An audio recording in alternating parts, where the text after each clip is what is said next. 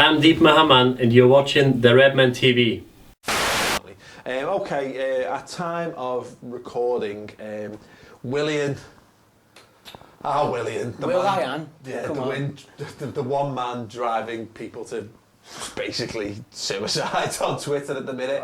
It's just one thing after another, isn't it? But I woke up today and I've just checked Twitter and it gone from we're confident of signing him to he's signing for Spurs. It was worse than that. Yesterday, everything was great. We beat Stoke first game of the season. Everything's ace. He goes to sign for Spurs. We're fucked. That's it. We are fucked. Mid-table. He's gone to Spurs. They all go to Spurs. Remember when that American fella went to Spurs? We were fucked. Can't get a fucking grip. Yeah. It's also how much. It's not even. Who the fuck is he anyway? Yeah, that's it. It's not like it's Neymar, is it? You know what I mean? It's not like before he got linked, before their chairman went. Shit, I've been doing this all wrong. I've been throwing stupid amounts of money at Etu and Samba and Willian, and we're just going to train Ukrainian kids up from the ground into a long-term plan. All of yous can fuck off. And he came on the market. Was any real Liverpool fan sitting there going, Willian's the lad who's going to turn our season around? All about Ericsson and fucking that fella with the unpronounceable Mkhitaryan. How do you pronounce it? Mkhitaryan. I'll just spell it. I meant pronounce it, but I said spell it. Both of those things. Mkhitaryan. You have to say Mkhitaryan after you've spelled something. Yeah. Can I hear it in a sentence? Mkhitaryan turns us down. Fuck us up for Dortmund. No, you're right. This is the point. Is that no one. We haven't been banging on about him all summer. It's the fact is he became available last week. Liverpool, to all of our fucking amazement, were linked with him. We then, people on Twitter then G'd themselves up and started creaming over his YouTube videos. And then it was like, and then the problem is, of course, then you've got reasonably reputable sources, like you've got Barrett and you've got James Pearce and you've got the Echo and all this coming out and basically saying, like, no, we are interested in him. Dabby, fucking dozy, let's get him in. And then all of a sudden, Spurs are after him. And then, of course, it's like, fucking Spurs stealing our players. Let's be perfectly clear on this. I am as much of a Liverpool fan as probably exists when it comes to my blind love of Liverpool Football Club. If you're a player and you're just looking at it from a pure career perspective and you're getting a choice between Spurs and Liverpool, you're picking Spurs. I'm sorry, you know what I mean? And people say, well, why aren't Liverpool offering more money? Well, maybe, like as Chris said last week, maybe we don't want to pay that much money for him. He's not fucking worth it. Maybe it's not worth it, you know what I mean? And this is the point. Because again, let's not forget, Clint Dempsey being the perfect example. People went fucking apeshit about Clint Dempsey. Let's fast forward 12 months. He's been sold to... And Sigurdsson, yeah. Let's fast forward 12 months. Clint Dempsey is playing in America. He's playing in the MLS. The peak of the footballing world, the MLS. Like, you know what I mean? Slightly, just slightly above the Australian fucking A-League and League Two, you know. What is slightly annoying, we seem to be, in interviews, Ian Ayre or Rodgers or whoever, seem to be spelling out to everyone who we're after. And they've already come out and said, we're going to have a Marquee signing in the next, while we're like 15 days, we'll have a Marquee signing. Are you interested in him? Well, yeah, he's a player we like. Shut the fuck up. Don't say a fucking word. It's weird, the transfer market's gone the other way this summer, because normally what happens is when managers do that, it's a signal of intent and it means you're getting your man. Like Harry Redknapp has been the king of it. Harry Redknapp has looked like the knobhead that he is this summer, because he's basically said, we're having him, and not one of them has come to us. A lot of terrific boys out there. Yeah. Exactly, but look at them all the players that the QPR have missed out on this summer. Yeah. Basically, he's come and said the nail down. Like Gary Hooper went to Norwich, Sydney. Scott Parker's just gone to Fulham. There's been a couple of others as well that basically have just gone.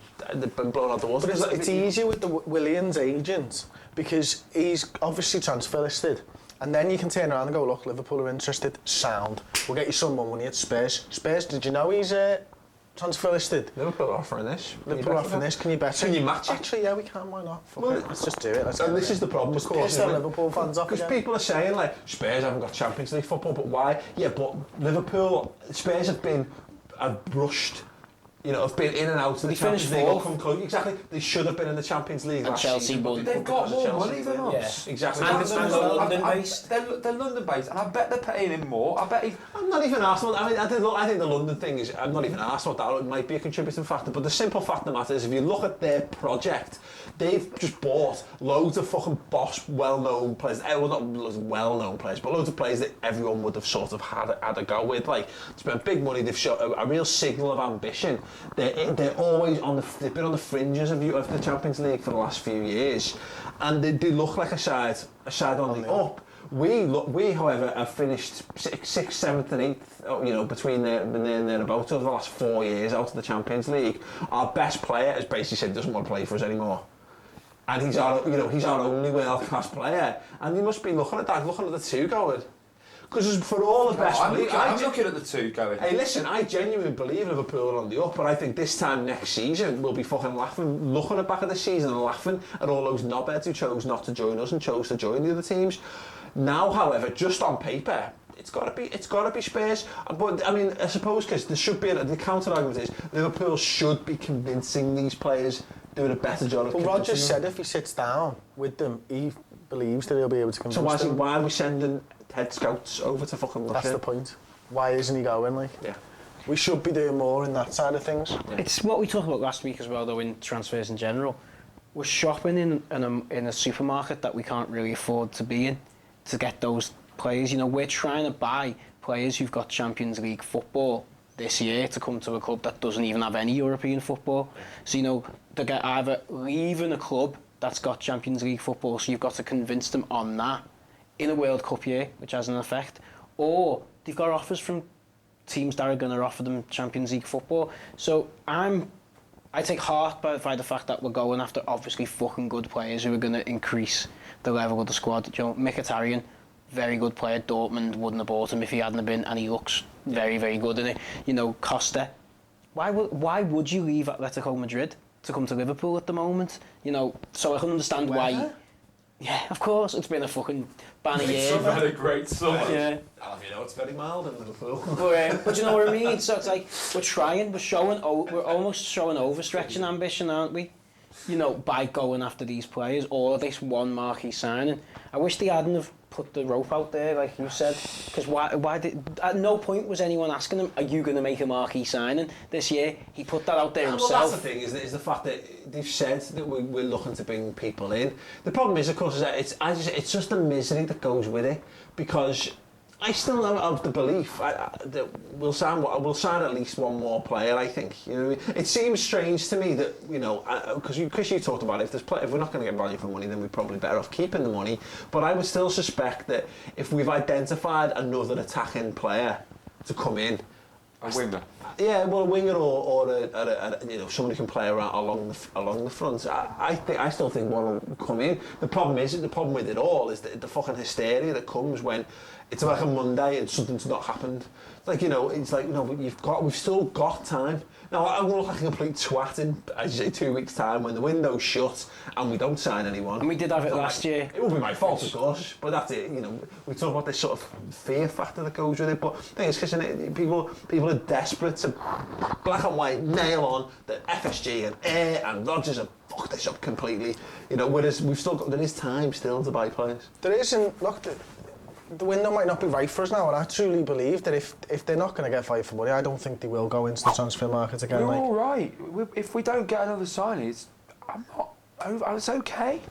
We've progressed from last season, like you said. You know, in the other show, you know, we've got a much bigger team. There's much more competition. We're all right. We've got Suarez to come back. Yeah. You know, to see what kind of player he is when he comes back, where his head's at. But we've got him to come back. Yeah. He's fucking great. Yeah. Let's not forget we've got one of the best strikers in the world still on our books.